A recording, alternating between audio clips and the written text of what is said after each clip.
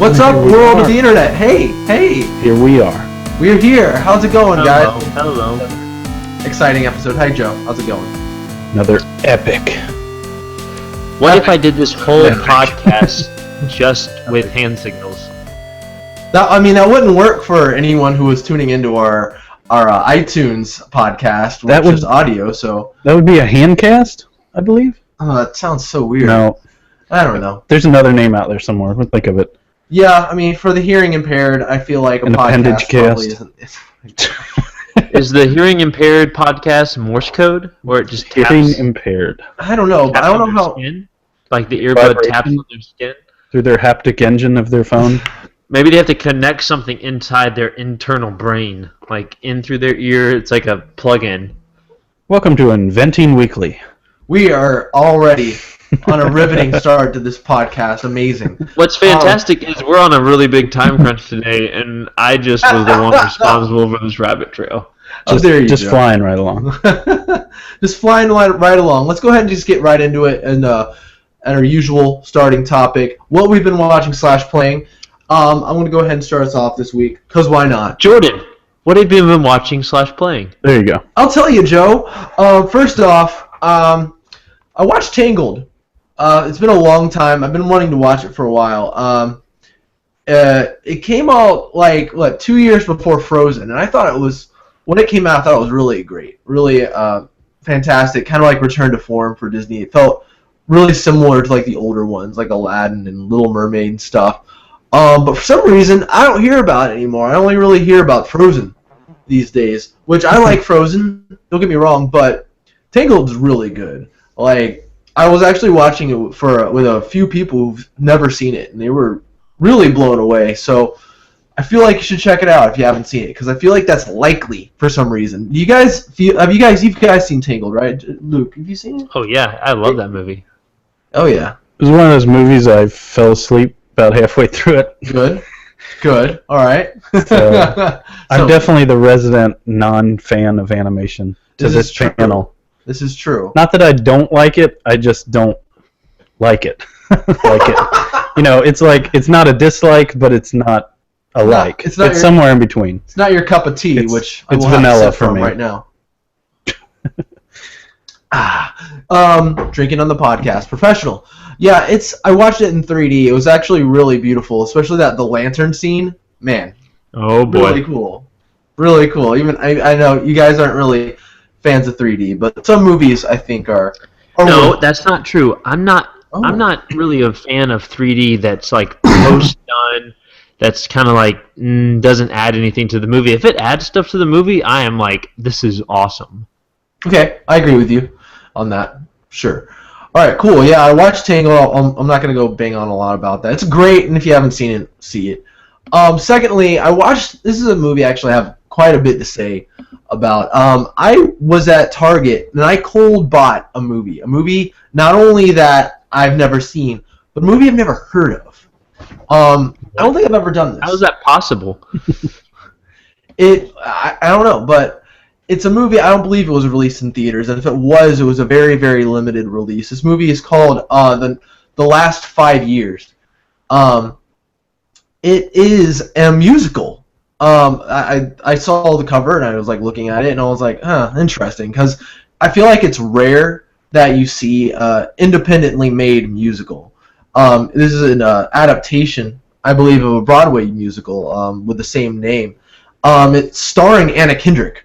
And my gosh, I forgot the other guy who's in it, and literally just the other guy, because the cast focuses around a relationship that is Jeremy Jordan. Jeremy Jordan, thank you. I knew it was ended with a Jordan because that's my name. It's a relationship that comes to an end, and it's not a spoiler because it begins like that. It's one of those movies.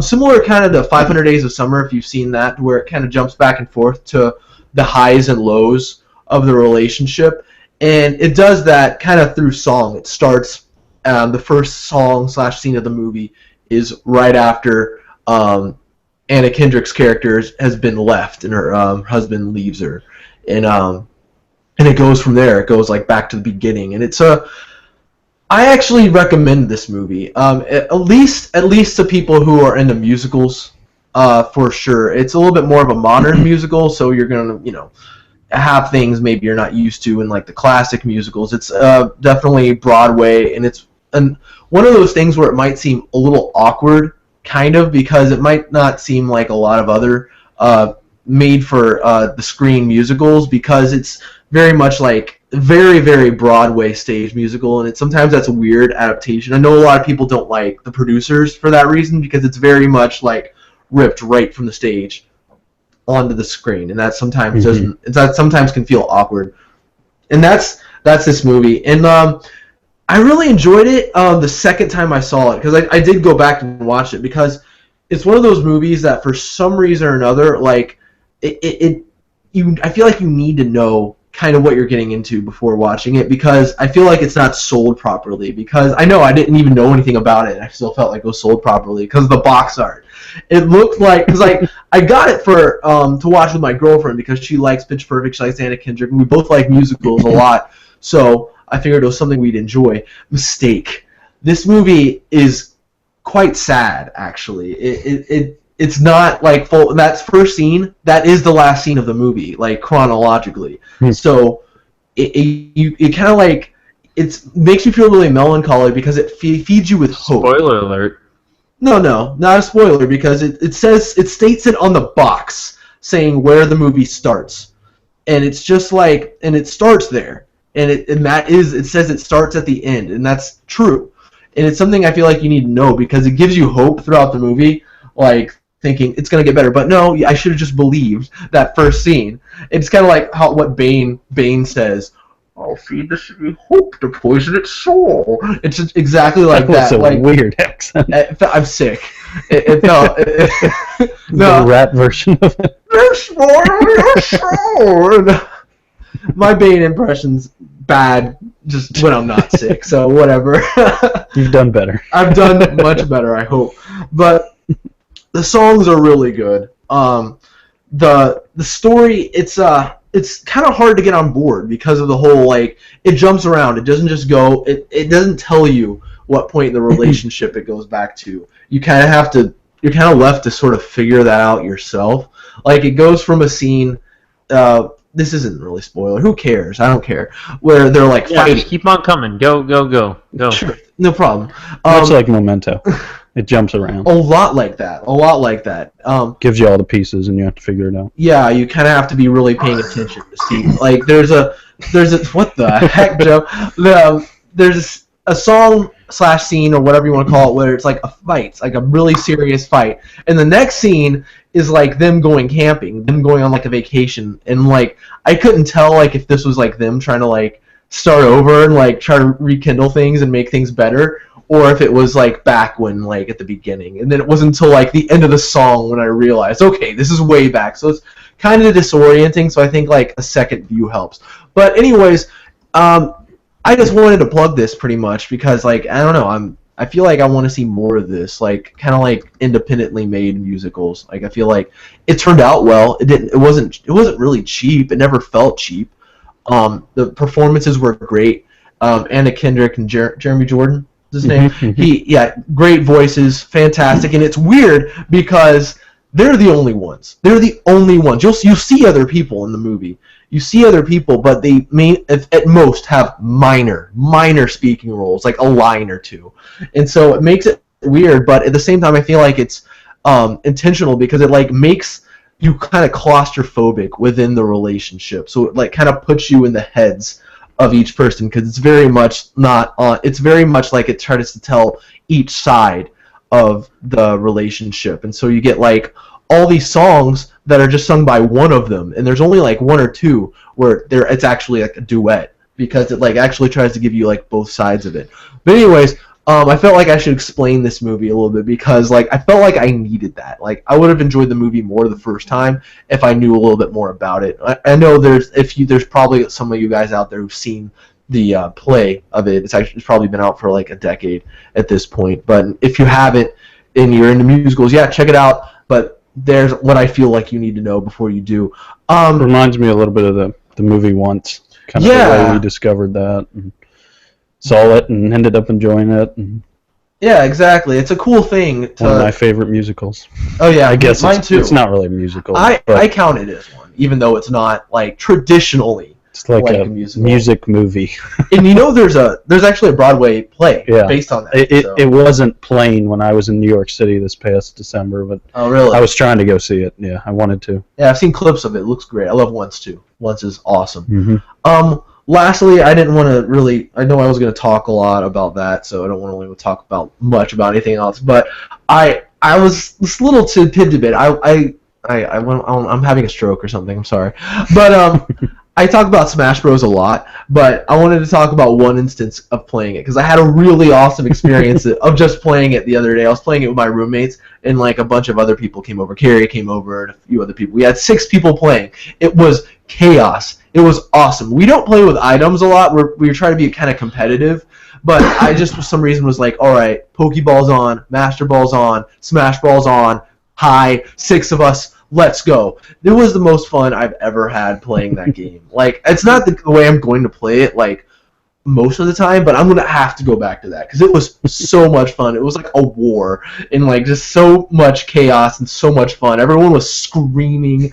I've never, like, reacted so much to, like, a game in a long, long time. It was awesome. So, like, but something happened during this game, during one fateful game. There's a local Facebook page based just for like local Smash Bros players to like get together and play. I posted this on it because like something happened and I had to take a picture of it, and maybe I'll post it in the video. But like what happened was, we had Pokeballs on, and I threw 2 Pokeballs in one spot.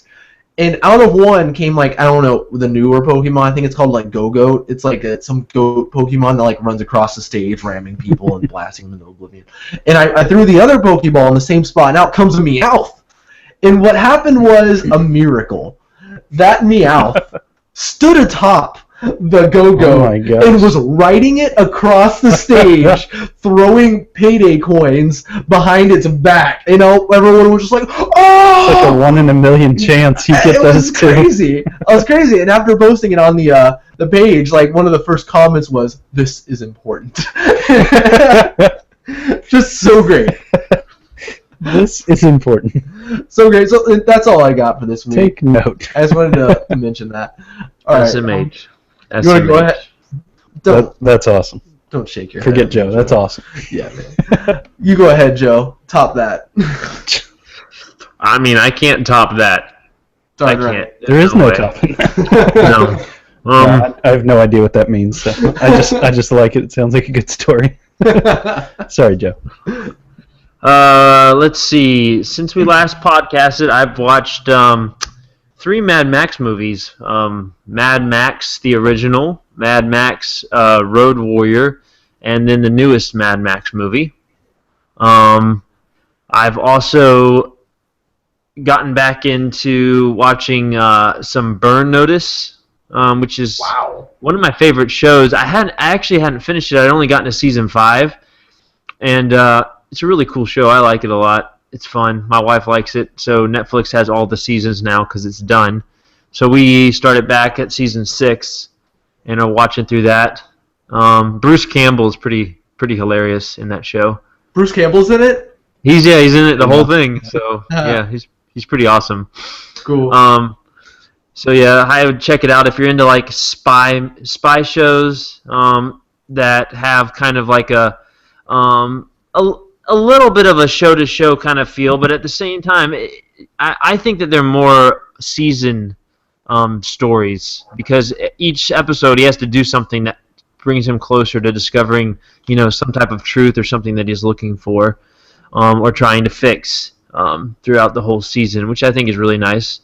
Also watched a movie that I hadn't seen in a long time. It was on TV, and I recorded it, and it took me 3 or 4 nights to actually watch it because I kept falling asleep because it was late when I was trying to watch it. But The Devil's Own, have you guys seen that? No. I mean, I just know it as the movie I get confused with The Devil's Advocate. So no.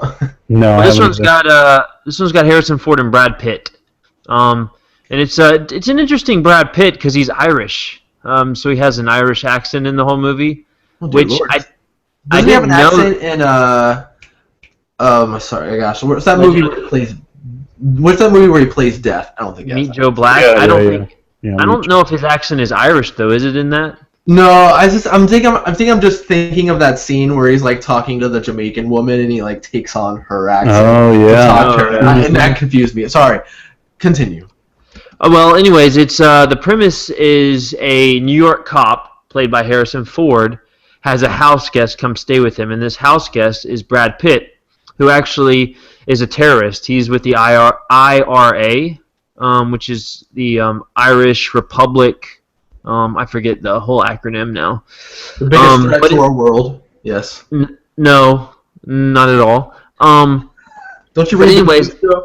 yeah, but that's something different, Jordan. We won't get into that. This movie's from the '90s. I think it was like '97. So it's an older movie. It's pretty cool. I like it. I remember watching it back probably like 10 years ago. I think is the last time I saw it. Because I tried to watch everything Brad Pitt because I'm a pretty big Brad Pitt fan. That's right. And it's like it's a unique role for him. He doesn't play many he doesn't have many accents, to be honest with you, and he doesn't usually play a character who's like towing the line.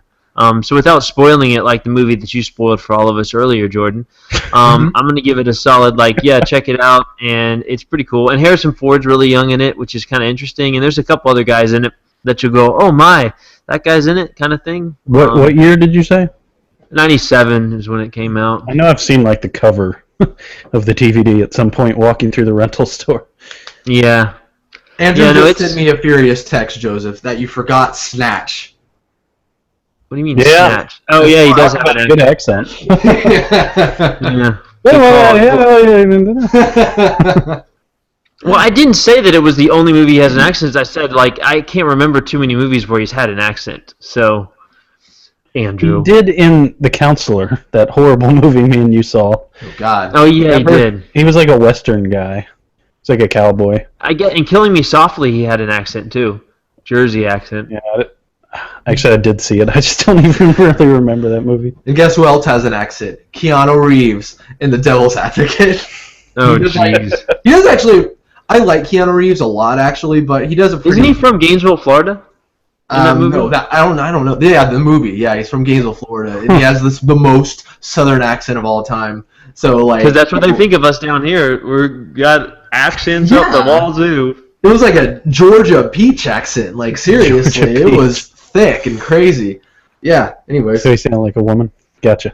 I do declare, Mr. Beauregard. That was the best I could do. Was that better than my band impression? Anyway. No. Sorry. So that's pretty much all I've been watching. Haven't been playing anything. I will I'll say Mad Max was a 9.5 for me. I don't know. I need to listen to the spoiler cast that you guys did, but I'm going 9.5. Oh yeah. Don't spoil it. We enjoyed that movie. Yeah, we enjoyed it quite a bit. I think Not that high, but we both enjoyed it. A lot, yeah. Pretty amazing. I was the least. I gave it an 8. I gave it 8.5. So you're high praise, Joe. Congratulations. Well, I probably would have given it a 10. But it.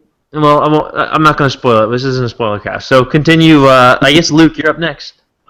All right. Guess I am, since there's no one else. Andrew, how about you? Oh. So, probably the most enjoyable thing I've been able to watch / play is Lost. Continuing that, we're now right at the end. I want to say we're on episode 20, season 1. And man, I realize how long those seasons are. Oh, yeah. They're crazy long. And the thing about it is so many of the shows on TV now, like another show I'm going to mention, I'll go ahead and say it, Silicon Valley. It's super short seasons, 10 episodes, and those episodes are 20 minutes long. Standard comedy, The Office style. But, they're just not very long seasons. And Lost just gives you so much. I miss having, a season that covers 3 months of airing, and maybe even more. Like, long air, like The Walking Dead, for instance. We get 6 weeks, 7 weeks, and then we have a mid-season break. But I miss the Lost episode after episode. We have these long seasons. Anyways, I've overstated it a lot. But just in really enjoying Lost and just being able to relive, what I haven't gotten to see again since now, and just really enjoying it. We're actually watching it too, because Amber hasn't seen it, so we're From the beginning. Yeah, of course. Yeah, of course. But we're almost done with season 2 at this point. Really enjoying it as well. I mean, it's my favorite show of all time. But like, it's crazy, like how, like I hear people talk about Lost. And I feel like there's this revisionist history because a lot of people didn't enjoy the finale. I'm sorry, I'm not going to go into another Lost spoiler cast or retrospective like we've done. Go back if you want to hear my full thoughts. But like, people like rag on like the writers of Lost, like Damon Lindelof. What he did in that show is tremendous, like amazing. The writing top notch, just the storytelling top notch. Just because people weren't like satisfied, which I was, for the record. But with that series finale, it was it's a shame. The entangling of so many stories that are so enjoyable, I think, is the best way for me to say it. It's just so many stories entangled in a way that makes sense. And to me, every character's story is something that I want to hear about. I've already heard it now, but I still, I've forgotten a lot. A lot of scenes I didn't remember happen, and I'd seen them again. It's just like, oh, wow, yeah, I completely forgot about this part. I completely forgot, this character did that, or they did that, or that they discovered that, and seeing it again, it's just like, oh, wow. This is just so enjoyable, because most of the time, the Lost follows a format of each episode is pretty much dedicated to one character and telling some part of their story, and maybe through that part, how it intertwines with other things.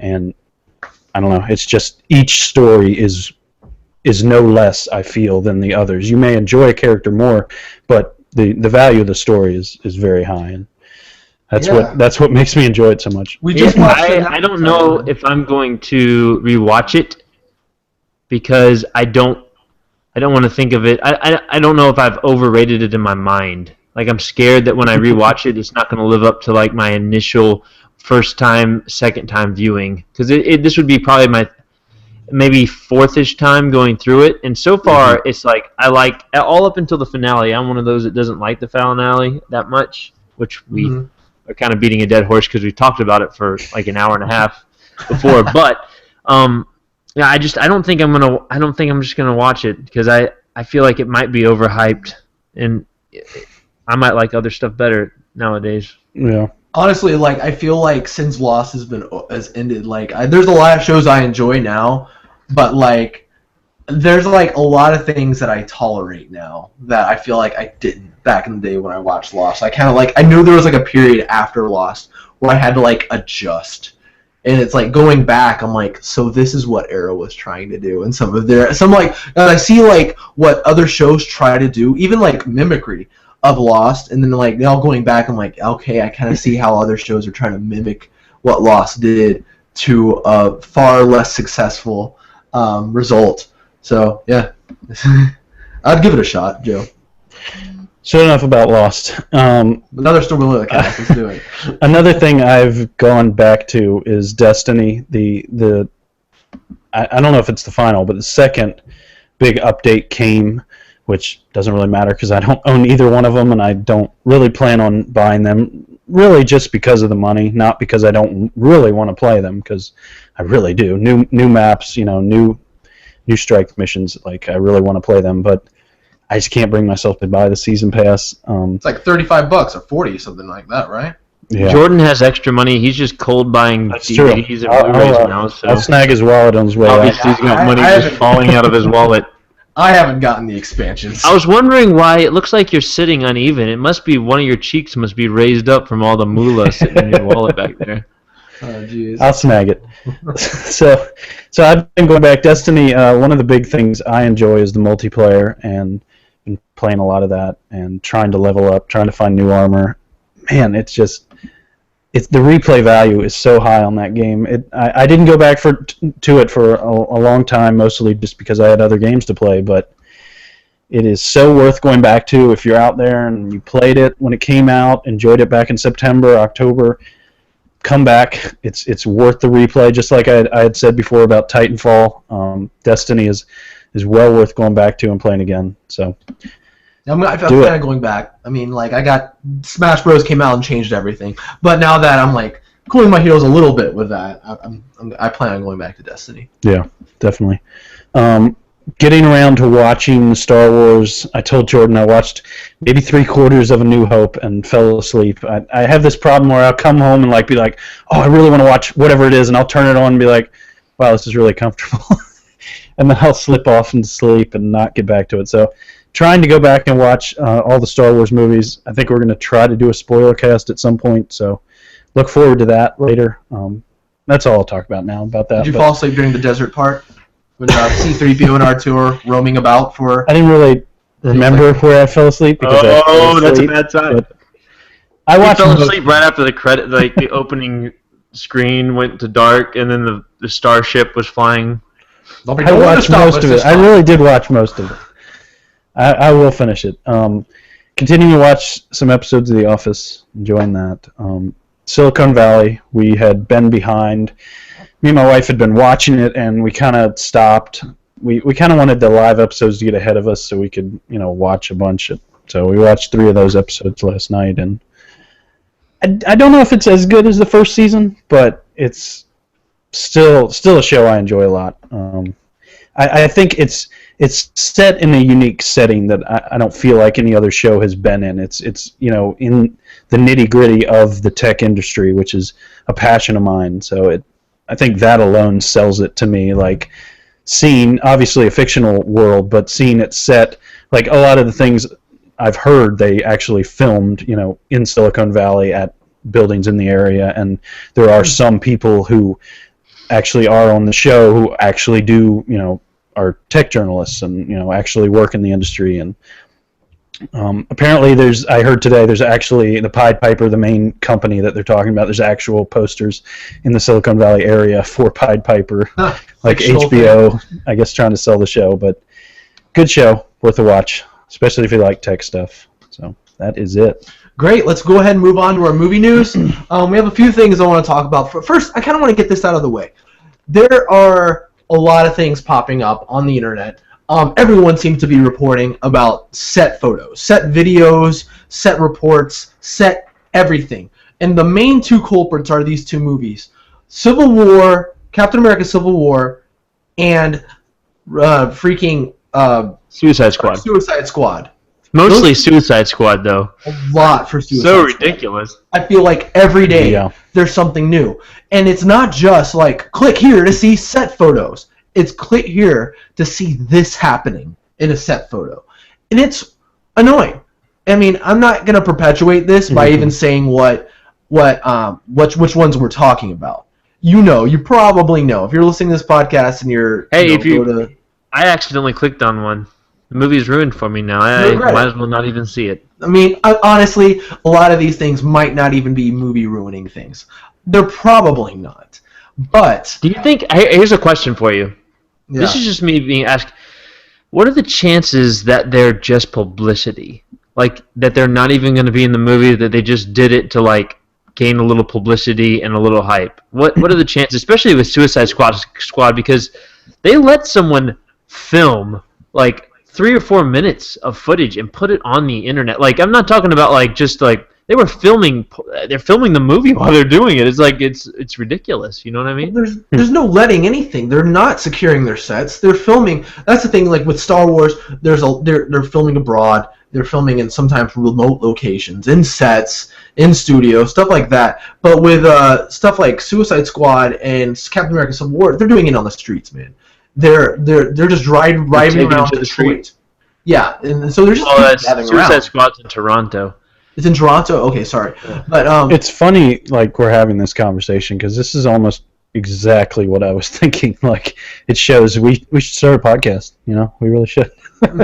I was looking through my Instagram and saw, I'm assuming, the same pictures that we're talking about right now, and thought exactly what you just said. It was like, I enjoy a set photo every once in a while, but wow, like, and some of the photos that I saw, it was like, picture and then movement picture, like it played out what was happening. It was like, maybe I shouldn't be looking at this right now. Rather not, actually. Yeah, it's like it's getting out of hand because I'm with you. Like I've never been bothered by like little set photos here and there really before. Like Age of Ultron. You know, I looked at a lot of set photos of those. Yeah, I I felt don't like feel like that okay, was. there's Captain America in his costume filming. Cool. Mm-hmm. It's like There's stuff Scarlet like that. Witch. Yeah. That one where she's kneeling, screaming. Like Yeah, it's like great. I didn't know what that was till we saw it. Fine. But yeah, when we have this action scene that's being filmed with like characters that I may or may not know that are actually in the thing, it's like, wow, is this getting a little too much? Like I feel like Mm-hmm. I feel like my experience in seeing that movie would be embittered if I didn't know a lot of these things? Probably, actually. But I don't know. That's so yeah. If you're watching this and wondering, oh, we're gonna talk about those set photos that were released. No, we're probably not because I don't really want to look at them and I don't want to really talk about them and speculate further off of them because I don't feel like I've meant to see them. I mean, maybe you're right, Joseph. Maybe there's like I don't think they're like they have the attitude like, yeah, let's get these set photos out there, publicity. I think it's more like, all right, we're filming here. We don't want to close off half the city, and I guess we don't mind they probably don't mind the publicity. To be honest, It wouldn't shock me though. I'm already like I think that the Suicide Squad is a troubled movie as it comes, like getting people in the seats personally. So if they're going because we got to go because of this scenario might happen. I don't know. Hey, let me tell you something. When I watched the videos, because I definitely did.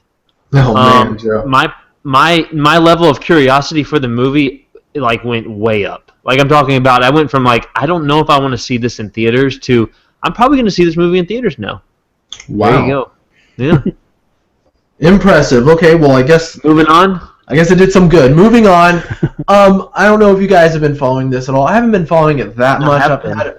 You have been. Okay, I've had a minor curiosity to this because we all keep waiting for the video game movie that will change everything, and I feel like every year we have one that's like this. Maybe this is it. Maybe this is it. And there's a lot of that kind of hype behind this Warcraft movie.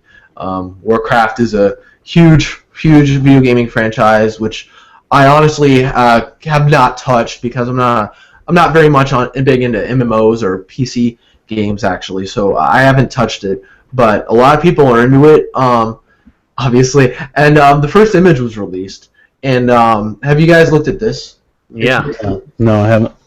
It's one of the orcs or ogres. I'm not really sure which one, but it's one of the main characters from World of Warcraft. I'm not going to ruin it by trying to guess his name here, but I've seen this character before in like trailers and like box art for the game, and it looks like really good CGI. It looks fantastic. CGI looks like it's on level with the Hulk.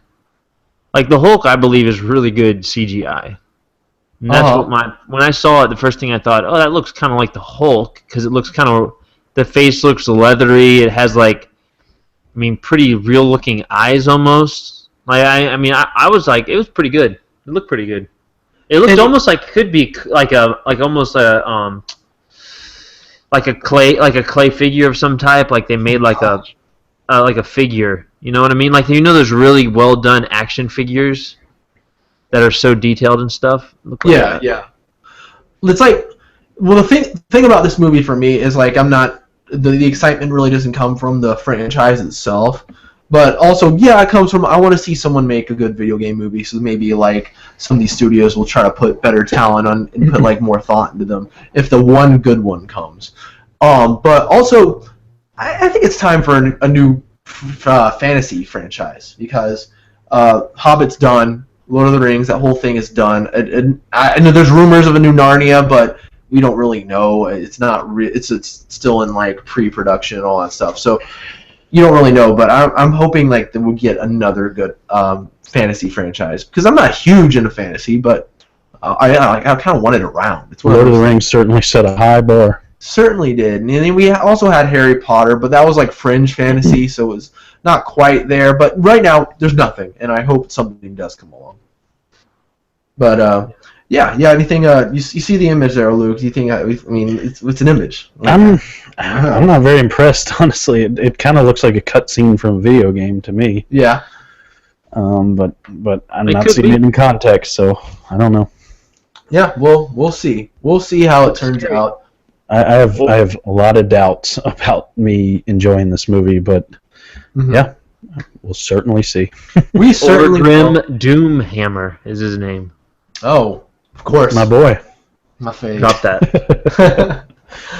Next up, another cartoon live action adaptation. Oh, snap. Robert Rodriguez is reported to be directing the Johnny Quest movie. And while I would think I would like to see a Johnny Quest movie, kind of like a Indiana Jones type movie, I guess, with a kid character and maybe some sci-fi twists to it, kind of like Indiana Jones, I guess. But Is that the show that doesn't he have a pet bulldog named like Bandit or Bandindo or something? yeah, and his Indian sidekick Haji, yes. Yes. And he has like isn't there a bodyguard named like Roger Bannon or something crazy like that? Yeah, and his dad, the doctor or whatever, he's along. I love that show. There was only I think there's only like one season of it. It had like the shortest run ever. I like that show. I don't like this. I don't like Robert Rodriguez for it. Nope. Yeah. I mean, he's made good movies. He's made a few good movies. But have you seen Spy Kids or Shark Boy and Lava Girl? Yep. Holy cheese, they look horrible.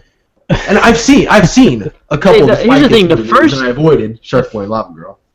The first Spy Kids movie wasn't horrible. When I was a kid, it was a pretty good kid movie, from what I remember.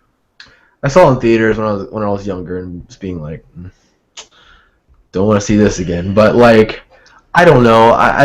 I don't want this, to be honest. I don't want him to do it because it's going to be a green screen overload. Because like I feel like what he did in Sin City was good because it was like, oh, it's based in style and it's all black and white and it looks fine. It looks like a comic book come to life. I feel like Johnny Quest will fall more into the Spy Kids, Shark Boy, Lava Girl category of just being super garish and just. Ugh. But I don't know. There's even movies that the kids enjoyed. I think the Spy Kids first one was pretty successful, and they just kind of declined from there. I don't feel like they did anything after the first Spy Kids. I didn't feel like they went anywhere. Yeah, I mean, it seemed like the same quality, like in the same kind of CGI, in like the same. It just oof. Well, to me, as someone who didn't follow Spy Kids, I assumed that whoever directed the first one didn't direct the other ones because of how bad I heard. I didn't see any. No, he directed all of them. From how I know that. I'm looking at the IMDb page. That's what I'm saying. It's like, why? I don't know. It's just, why would you hire a director who had done that? It just, to me, it seems like, why would you run anything into the ground like that? Like, after the second one wasn't very successful, like, stop. Yeah. Well, technically, it depends on what your definition of successful is. Made a lot of money. Yeah, they all made a lot of money. And he does make these movies very much on the cheap, for the most part. I mean, $30 million. Because he has a lot of clout, and so he's able to get like stars in for like cameos and stuff like that as like a filmmaker. So people like want to be in his movies. But like, I don't know. It seems like his movies are split in two things: ultra violent, kind of like stylized movies like Machete and Sin City movies. And then we have this very kids movies that he makes. So I don't know. But moving on, I just thought that was minorly interesting. Something I'm excited for, and I think like Marvel fans will also be excited for. We got a tweet from I believe his name Scott Derrickson, the director of Doctor Strange, where he's tweeting an image of a comic book page. It's the issue where it says Doctor Strange meets death, and his tweet was "As we all will." And so I think this is cool. It's basically, I think if it's obvious to me that he's teasing the character Death, and to make her appearance in Doctor Strange, because that's a big tie-in to the Infinity Gauntlet is it when it comes along, the whole romance between Thanos and Death. So I think that's cool. Who do you think should play her? Any casting ideas? Because I've always thought Angelina Jolie would be a great pick for her. But, well, aren't they talking about? Isn't that who they're? Is it Tilda Swinton or is she for something else? That's another role. Oh my gosh, I forgot what the character's name was, but I believe that character is generally played by a male, but they're doing it Tilda Swinton. So yeah, I mean, I don't know what to expect a lot. That's half the reason why I'm excited about this movie. I feel like because Doctor Strange has always been a character that I've been highly intrigued with, and I've no like a limited amount of information about him, but I've always liked him. Everything I have read and seen with him in it, and so there's a lot I don't know about his character in his universe. But so I'm really excited about the movie. But I'm really excited they're bringing this character into it to kind of seed her in for the Infinity Gauntlet. Because I was wondering, like, are they going to go there? That's exactly what I was about to say. Me and my wife, some of the most interesting conversations I think we have are when we get into Marvel talk, and I do some research trying to figure out some backstories. I'm not I haven't been a comic nerd, so I'm having to go back and learn these stuff now as I've gotten into it, and that's exactly one of the conversations we were having. We're like, I was saying, man, it's going to be so interesting if they really do play out Death and how that works, how she looks, does she speak, how that goes. It's just, I don't know. I mean, I think it's a really hard thing to do, hard to please people about how you're going to show her.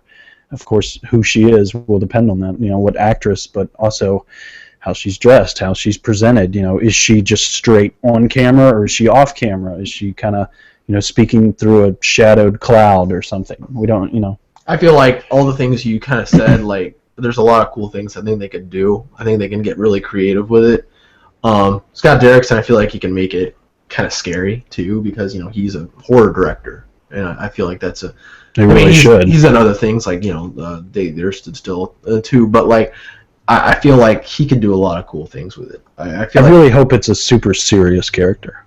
Yeah. I hope it contrasts the Iron Man character. I hope it's a completely grounded, no fluff kind of thing. That's my hope. By all accounts, I feel like it should be. I mean, and I think it will be to an extent. I mean, Kevin Feige has come out and basically said that our universe, our movies are never going to go dark. So if you're hoping for a dark movie, it's like, no.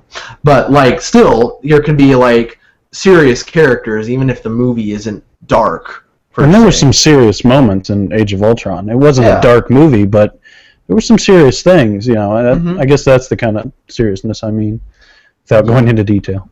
Yeah. Again, I'm just furthers my excitement for this. I think I stated that this is the one I'm the most excited about Marvel solo hero-wise is this Doctor Strange movie, because I just think he's super cool.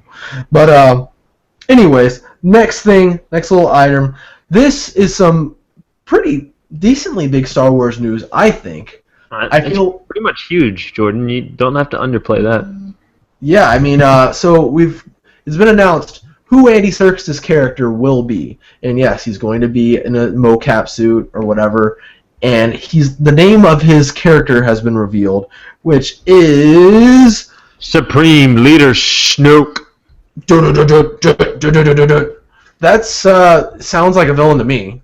It's the picture that they posted is terrifying. He looks very like he's villainous. mad at the world.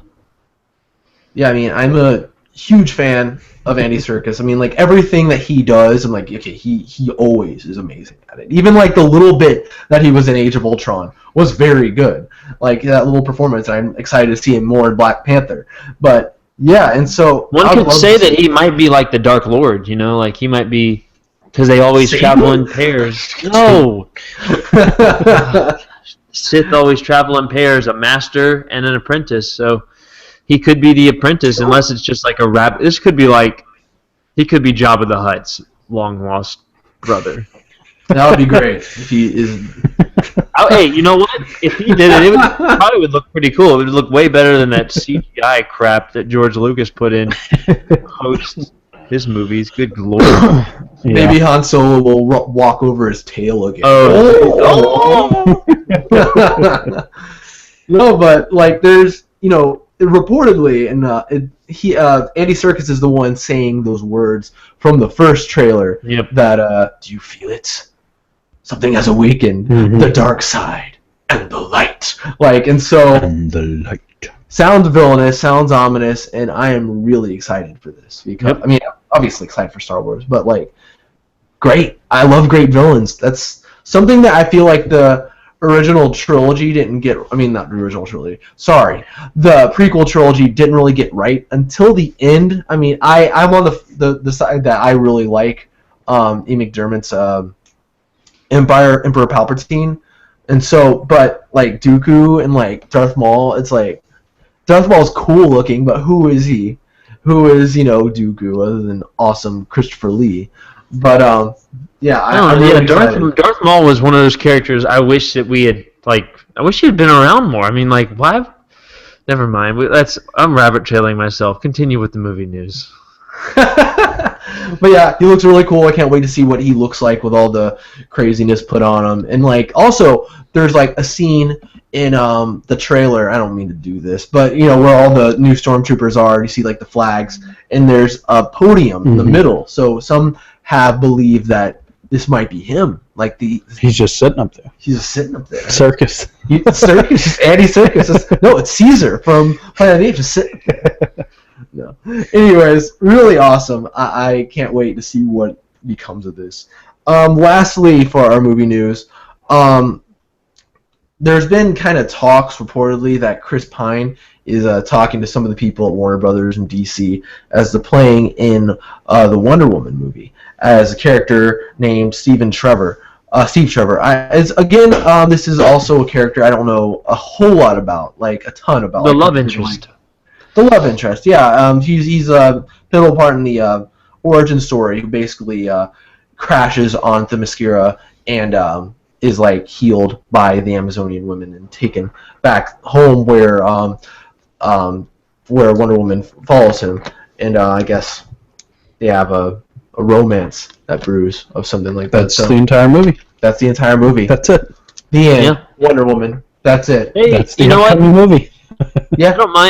I don't mind Chris Pine. I've kind of liked him recently in a few of the movies he's been in. So yeah, he's good. I could dig it. Him and old Gal Gadot, going at it. Yeah, Diana Prince had it. All right, well, that really pretty much wraps up our movie news, but we're going to go ahead and talk about trailer talk. So we're going to go ahead and do this. All right, cool. So if you're watching the stream or you're listening, go ahead and pause it, and we're going in a little bit. Actually, we're going to actually tell you. Sorry, we're going to tell you what we're going to watch. I've never heard of this movie. Joseph, you actually picked this one out. So tell us what we're going to watch today.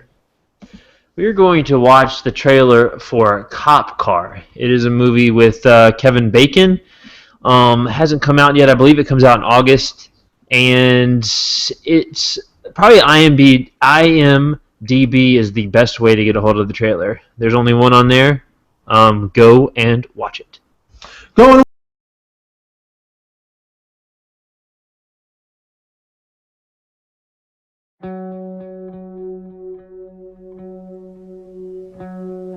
How far do you think we've gone? 50 miles. I think we're almost to the woods.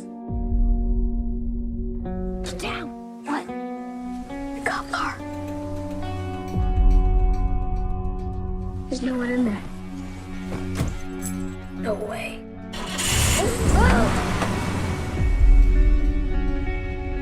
Try this one. Awesome.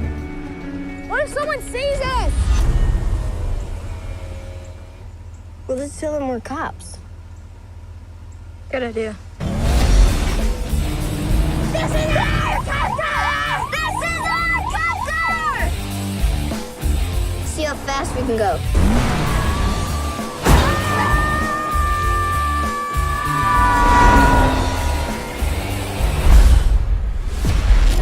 Sheriff, we just got a report of 2 kids driving a cruiser. Boys, I know you can hear me. You are in a whole lot of trouble. What we're looking at is a felony offense. Did you open up the trunk? Are you a bad guy? Sheriff,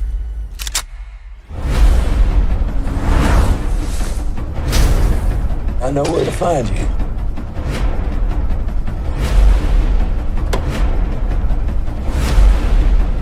are you okay?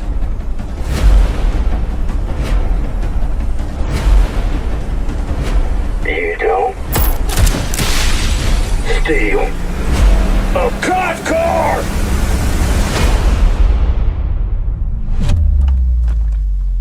What do you say we get you home safe? And we're back. Huh. Back. So what we have here is a family movie fake out. Looks like we're gonna have a nice romp, and maybe something like what's that movie where the kids were stuck in the airport, unsupervised minors or whatever. It looks something like that. Then, Kevin Bacon You took the wrong cop car. My favorite line is like, "What do we tell them if they get pulled over? That we're cops." I know. Yeah, no, it's gonna be like Let's Be looks- Cops, the kid version. Right. It looks fairly interesting though. Like, I don't know.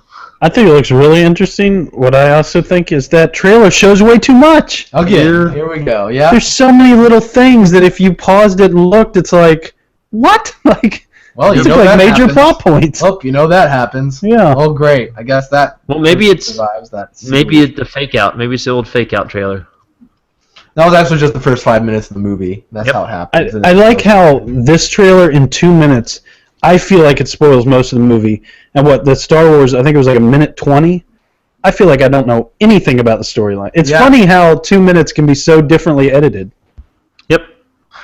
Yeah, I feel like just less is more a lot of times. I know that when it's something you don't know, like Star Wars, you could just show R2-D2's eye, and you'd be like, I want to say it. But with this, I mean, still, ambiguity can like give a lot of draw. I feel like, and I feel like a lot of people who cut these trailers neglect that and be like, "Ooh, there's some mystery here." But no, I don't really. Really, if they take the trailer. montage out, where they're showing scene after scene after scene of all the things like Kevin Bacon's doing, like don't show that. Yeah, exactly. Yeah, but I mean, it looks interesting. It looks like something I'd like to rent. It does. Looks like something I'd like to see eventually for sure. I mean, I like movies that are like serious movies where like kids are in a serious situation, like Mud. That was kind of like that. Stand By Me. Stand By Me, yeah. That has a draw to me. I feel like it's pretty cool. Stephen King does it a lot in his writing. But anyways, let's go ahead and move on. I know we're still on a time crunch, but yeah, it was a good trailer, Joe. Good pick for sure. You want to go ahead and do your question of the week for movies? I thought we could talk. Yeah, I thought we could just briefly talk since we saw Mad Max, and it's being heralded as a really, really great action flick. I thought we could talk about maybe a couple of our favorite or best action movies that we've ever seen.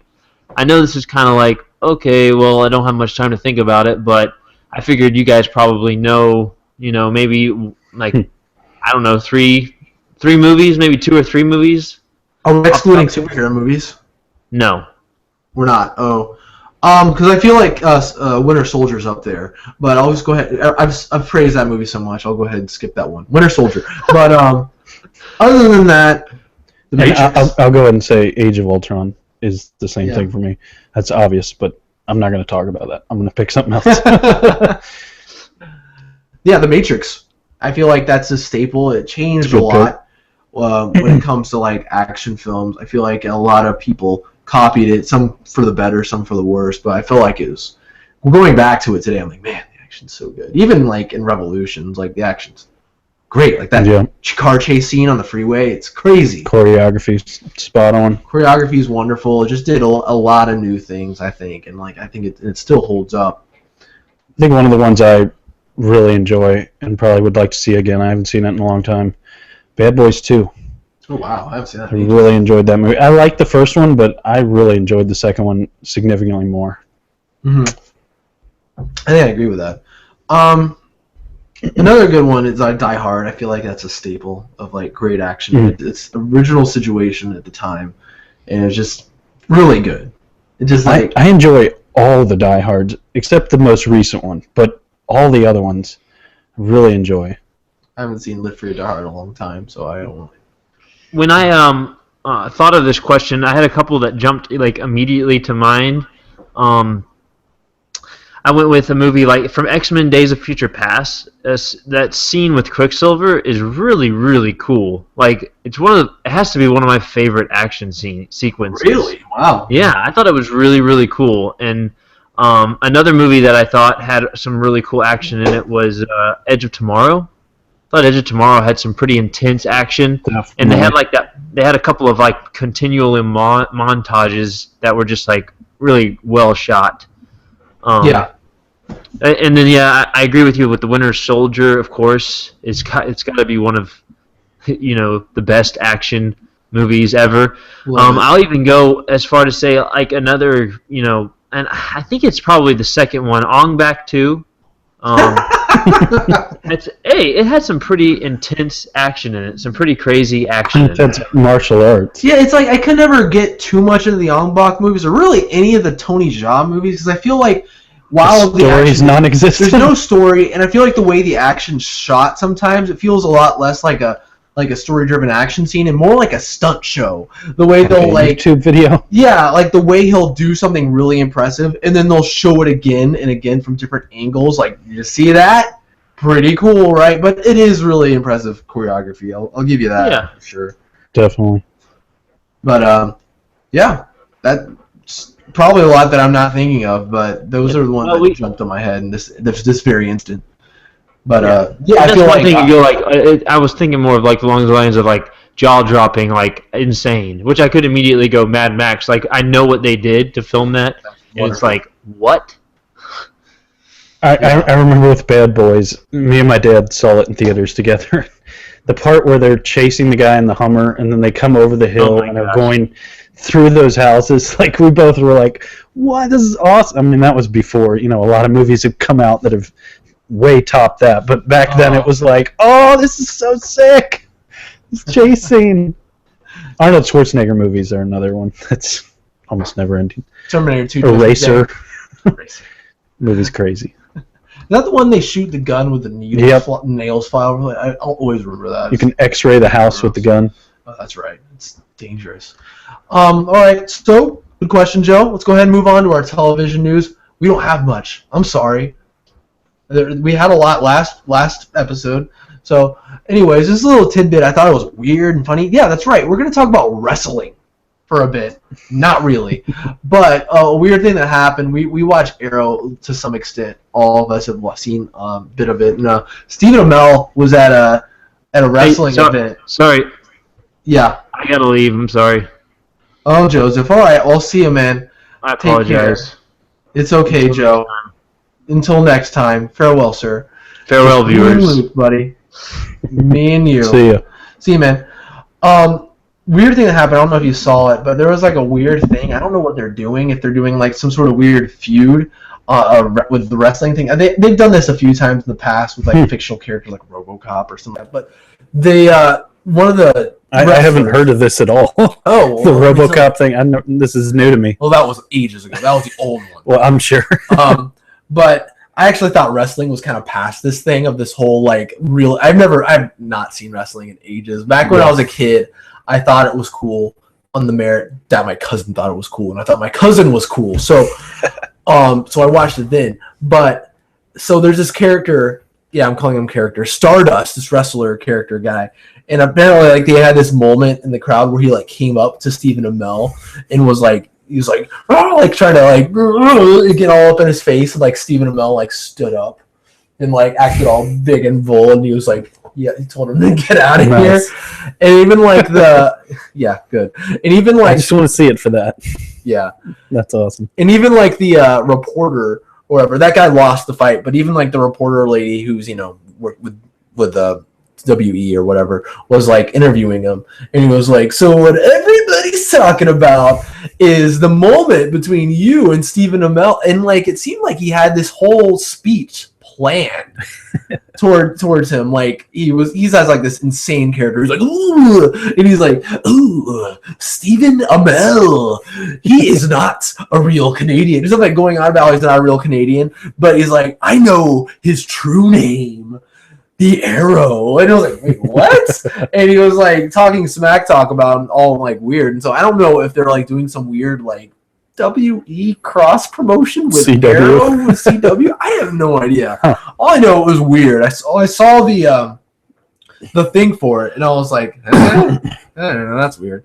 But anyways, moving on. I just wanted to mention that, and we'll go into the TV question that I have. Let's do it. All right, Luke. Okay. What is the first show, either as a kid or even older, what is the first show that you sat down and watched religiously, either like weekly or been like, is it on? Is it on? Something like that. Because we don't really have the sense of like scheduling in our heads as when we were kids. So I don't know. It might not have been until you were older, but what was it for you? I feel like I want to put this in two different categories. I feel like there should be a qualifier, like something I watch weekly because it kind of was the only thing on that I enjoyed that was on live TV, and we didn't have much of a like selection of movies. So there's that, and then I actually watched it because I had a choice. Like I was more grown up. So I'll have two shows with those qualifiers. Okay, that makes sense.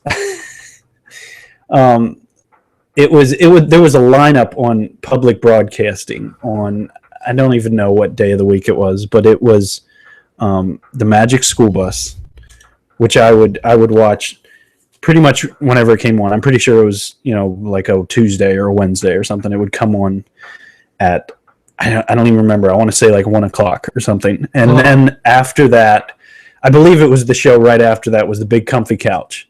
And the only reason I watched the Big Comfy Couch was because the Magic School Bus was before that. But the Magic School Bus was one. I pretty much watched it every week. Oh my god, freaking Magic. First of all, she's going to leave without me. I think it may have only gone on for like a season, maybe 2 seasons of that show, if you even can call seasons for that show. Of you sitting there watching it week to week. I was very young, so I didn't really watch it because it was like, oh man, this is the best. It was because, well, this is the best thing I've ever turned on the television and I've enjoyed because I'm a stupid kid and I don't know what I'm talking about. Uh-huh. So yeah. I'm gonna go ahead and embarrass Carrie. I apologize if you're watching this, Carrie. I love you so much, but Carrie watched the Magic School Bus to an uncharacteristically late age. He watched until he was like 12. He loved the Magic School Bus. And I actually went back because I was like, "Hey, the Magic School Bus is on Netflix." And I like watched a few episodes. Like, yeah, this is good kids programming. I'm not gonna. Too old for this. I'm way too old for this, but it's learned some stuff, man. Another one is a Reading Rainbow.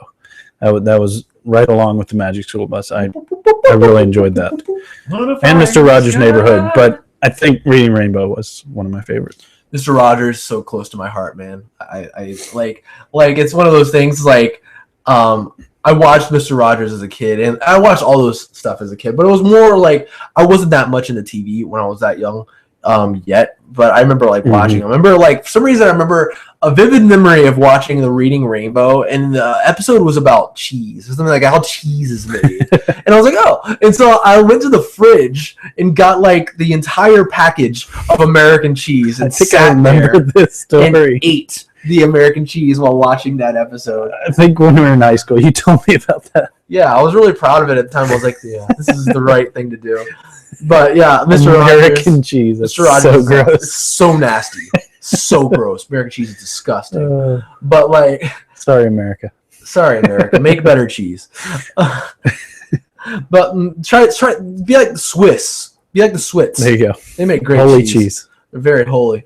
But Mr. Rogers, what a guy. He is one of those guys I like, especially like looking back on him, he was such a good guy, and like not like a lot of these other like kids. Well, actors. hopefully we don't find out something about him here. Just die. But like he's such a great guy, and if anyone ever says anything bad about him, like makes fun, like you shut up. Like I get mad. I'm like, you see here, kid, you're not talking about Mr. Rogers that way.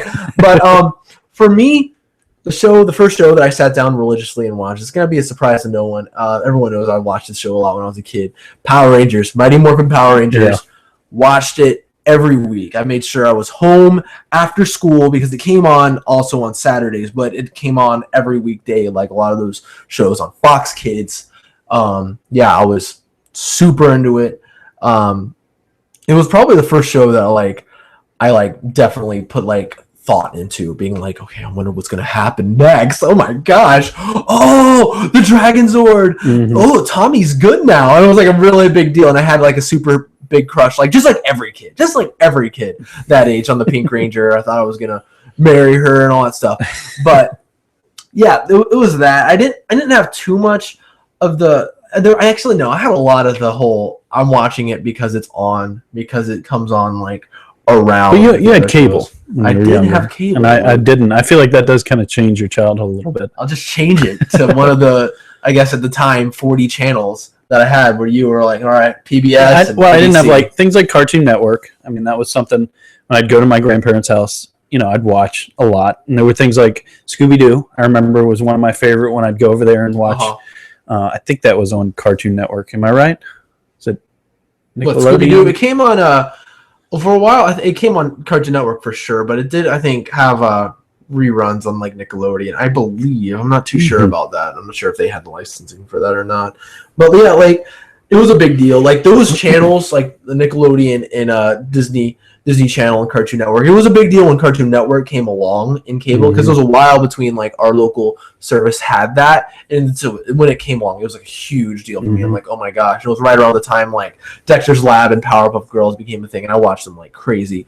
But yeah, I watched Disney and Nickelodeon a lot too. One of the big ones on that, huge one that I watched religiously, was these two shows. I put them in one: Doug and Rugrats. I knew you were going to say that. I was about to say it. Dude, Doug ate that stuff up. I thought I've watched. You know what? I've watched some of those episodes. They hold up. They're on a Amazon Prime Instant.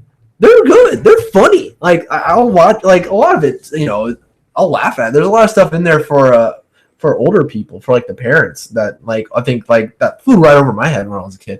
But anyway, sorry, we've dragged this question out. Joe isn't here to hold us down. Tell us how stupid we are for going on and on. You guys are idiots. Yeah. But anyways, all right, let's go ahead and talk about some gaming news. I thought this was cool. A game that you've talked about, Luke, that I'm actually going to be able to get to play now because it's going to be free on PlayStation Plus. The Metal Gear Solid 5 prologue, I should say. Oh, okay. And we're going to be able to play it now for Ground free. Zeroes. Ground Zeroes. Yeah, sorry. Like, flew by me. I was thinking Phantom Pain, now Phantom Pain.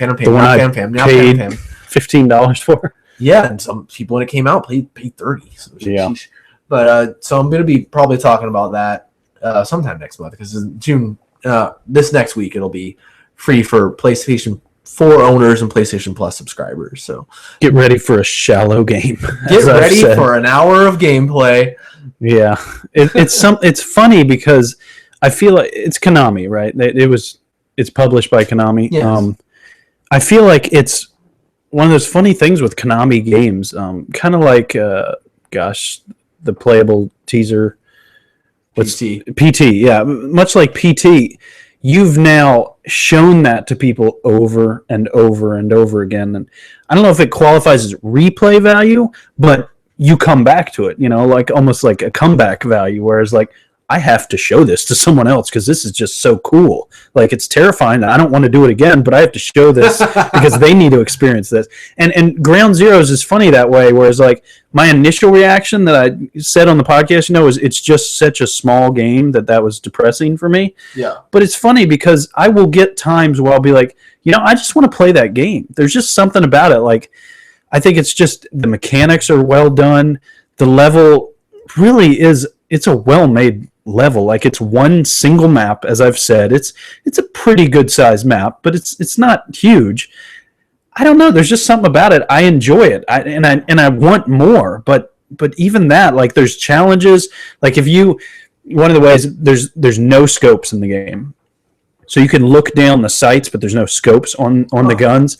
And so it'll give you a record every time you shoot someone from a certain amount of distance. And so I almost play that game and be like, okay, last time I got them at 120 meters. Like, let's see if I can do this. And it's like, I can't even see their head because my thing's way bigger than they are. And so it's funny how such a simple game I've ended up truly enjoying when honestly I'm so frustrated how small it is, but I can't help but like it. Like, I think it's a testament to a well-designed game. Well, I'm excited to play it. Do you think they should have just given it away for free, like PT, kind of like that? And been like, I think it should have been a lot cheaper at release. I think it's a $15 game. Yeah. Maybe. I don't know. Maybe consolidate it to even smaller and make it a playable teaser. I really hope the new one isn't the second half of this, because that's just a tiny game. Ooh, that would be a 3-hour game, honestly. Yeah, that would be a huge disappointment if it was because these Metal Gear Solid games are long. They're long, and so it would be a huge blow if it was like, hey, this is just a 5-hour game. Sorry. Yeah. I highly doubt that's going to happen, but you never know. Eesh. But yeah, excited to play it, talk about it more. So are you going to get the Mad Max video game when it comes out? I'm really tempted. You know, I heard Unlocked. They were kind of going into details. Some of the guys there had been able to go to the E3 Judges Week and play the game, and I guess they're out of whatever you call it, where you can't talk. I'm blanking on embargo. They're out of embargo, so they were able to give a little bit more details. They had seen a teaser, and it really sounds like my kind of game. It really sounds like a Grand Theft Auto RPG style game, and I really have grown to love those games a lot. Like a Fallout. Fallout was a game I enjoyed a lot. RPG styling, open world, but at the same time, there's a lot of other things that are coming out that I'll be able to use my money for. So I don't know. I'm split on this. I think I'm going to wait for the reviews and see how people like it. See some gameplay. I love to jump into Twitch and watch other people play, and that kind of gives you a taste that's not edited by the publishers. It's not some thing where it's like they show you what they want to show you to impress you. It's just raw. Here's a human being playing the game. This is what it's going to be like if you buy it. Yeah, I mean, I have a serious wait and see mentality these days because there's so many games coming out right now. Yeah. I feel like, and like games like Splatoon, like it looks fun to me. But I really want to wait till it comes out and hear impressions. There's games I'm sold on from the beginning, like that I'm going to pre-order and be like, I know this is going to be, if not amazing, going to be decent. I'll like it just because it's that franchise. But some games I'm just like, I'm just going to wait, man. That's one thing I love about betas. I feel like sometimes there was a conversation on IGN about this as well. Sometimes how they can be too long, and sometimes it's like Evolve, they said, was like that, where they kind of felt like they'd played the entire game. And then when the game came out, it was like, well, I've already played all this. Why would I pay the money for the rest of it? But that was one thing I liked about the Halo beta. It was long, but they didn't give you a lot. They gave you 4 or 5 levels, but they didn't show you any of the bigger worlds, any of the vehicle combat. Of course, none of the single player, and that's just it's almost like a playable teaser of the game. And then like Halo, I'm completely sold. I'm gonna buy it as soon as it's out. I had to pre-order it to get the beta code, so I'm already locked in anyways. The beta said basically, here's what the game's gonna feel like. This is what the gameplay is gonna be. These are the tweaks we've made to what get used to it now. Yep, exactly. And so we can just build the hype from there. You like it? Good. All right, so now you know what to expect when the game comes out. So yeah, I think that's really good. I think exactly what Halo. I think like Destiny did a little too much of that, to be honest, with their alpha and their beta. It's just, I don't know. Maybe it was. I don't know if it was too long or what. I felt like I don't know, but I feel like people did it. It was an honest taste of what the game was, but it's may have been too much of one.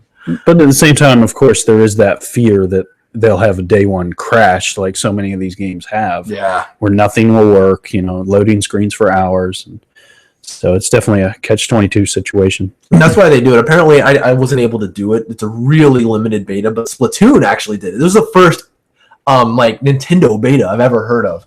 But like what they did was they limited the betas to certain days to 1 hour. And so that way, everyone would just flood in there in that 1 hour, be like, I gotta play it. And so that was a really good way to test their servers and what they're going to handle when the game comes out. So that's pretty smart, I have to say. They only had an hour, and after that, cut off. Wow. And so, that's crazy. Very interesting move, I think. But that was we were talking about Mad Max. Yeah, Joe, help us. Jeez. But next off, there's a little thing going on. Apparently, Rockstar suing BBC.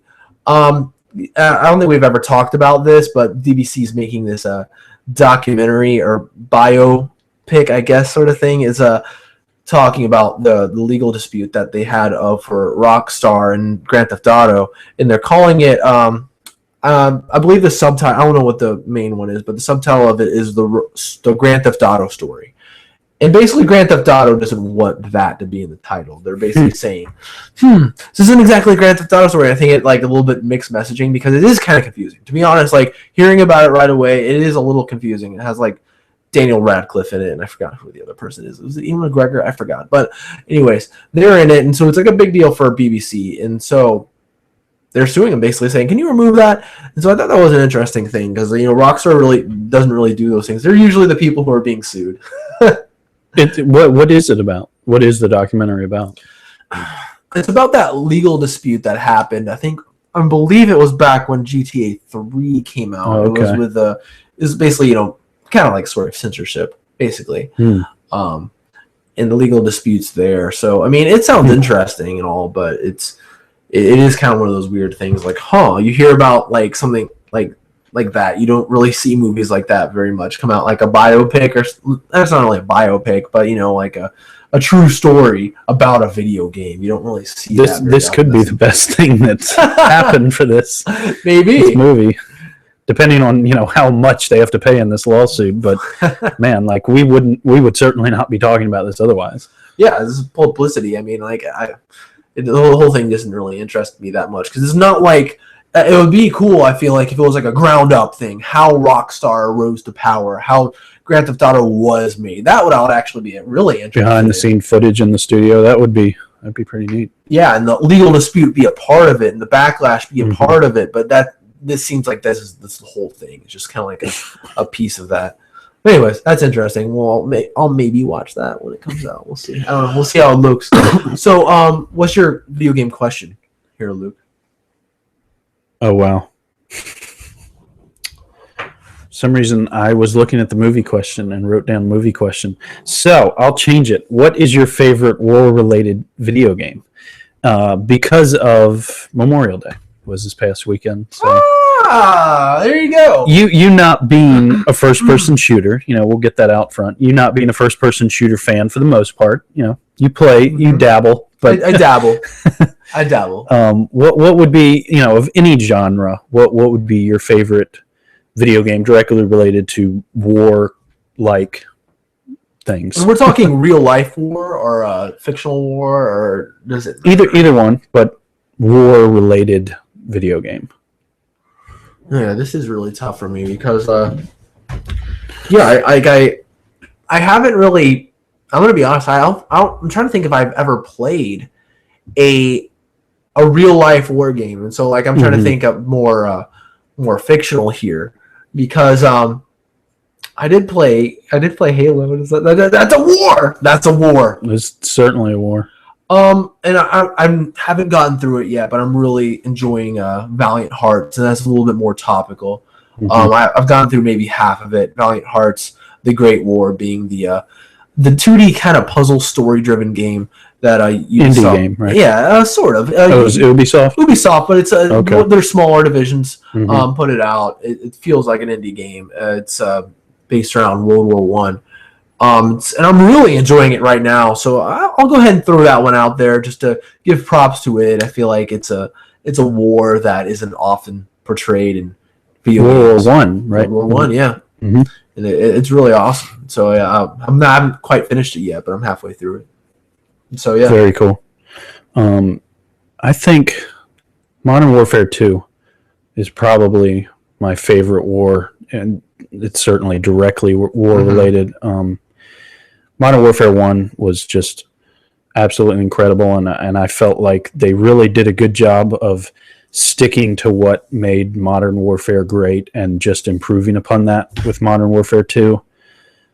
Just an incredible game. If you haven't played it, which it would be hard to believe many people haven't played it who are wanting to play it, but go back to it. If you have played it or own it, it is just so much fun. It's incredible. Each mission, I think, is just set up so well. Each mission by itself is is almost like a mini game. It's just they change kind of what you do each time. There's a sniping mission, there's a creeping behind enemy lines mission. It's just an incredible game. You know what? Like, you're gonna be surprised at this, but I've been legitimately thinking about playing through the campaign of the first 3 Modern Warfare games, because the funny thing is, you can get these games for dirt cheap. I was at GameStop actually, because I got the Lego Harry Potter games for Amber and I to play, because we like to play those games together. But I was looking at the cheap games they had, Modern Warfare, under $10, like $5.99, $2.99, like really cheap for those pre-owned games. So like, if you haven't played those, I think that's a good opportunity. Like, because for me, I'd love to play through the campaign. Like, that's the sort of thing I really like. I really like that frantic, like, boom, like cinematic war experience that those games have. They're really good, and so I like to. That's a great excuse to play them, because that's like less than $10 probably for all 3 of those games, and I'll be able to like get that experience and be able to at least have an opinion on it and being able to experience it and have fun in it. So yeah, I think I'm actually going to probably be doing that pretty soon now. I think that is the most impressive trilogy of war games just ever created. The story follows through all three games. They're practically movies. All 3 games and has a finale in 3. And oh wow. It's incredible. 3 I mean, really steps it up to an epic, like, world like scene. I mean, they're all set on a world stage, but 3's, they set it as War 3. They in the trailer thing, they flip the W over, or the M over to the W. But yeah, you'll really enjoy it. Cool, looking forward to it. Faux show. Great stuff. Maybe this summer. Even though I sometimes I like to think that I'm going to have more free time during the summer, just because it's summer, and I like to say that, even though I'm still working the same. Anyways, that's weird. They're not long campaigns. They really like are. 8 hours or something like that. Something like that. Crazy, yeah.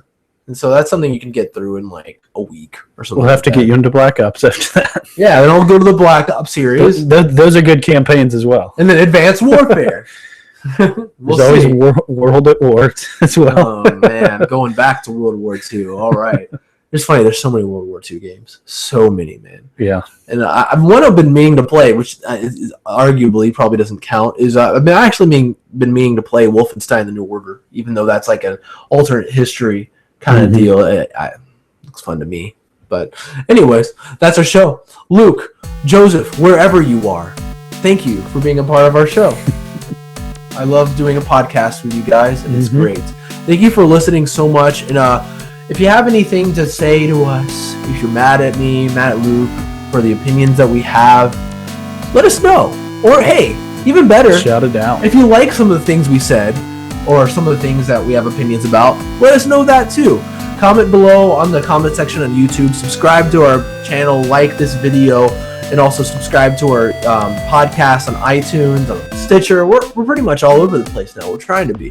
Like us on Facebook, and follow us on Twitter at MTG Pod, and Instagram at MTG Podcast. And we'll interact with you. We'll respond back. We'll have a nice conversation going. We have iPhones. We have iPhones. We'll respond. We have the internet sometimes. It's a modern age, isn't it? Isn't it? Well, anyways, that's our show. Thank you guys so much. Thank you so much, Luke. It was a lot. Thank you, Jordan. Farewell. You and your Zelda. There it is, audio.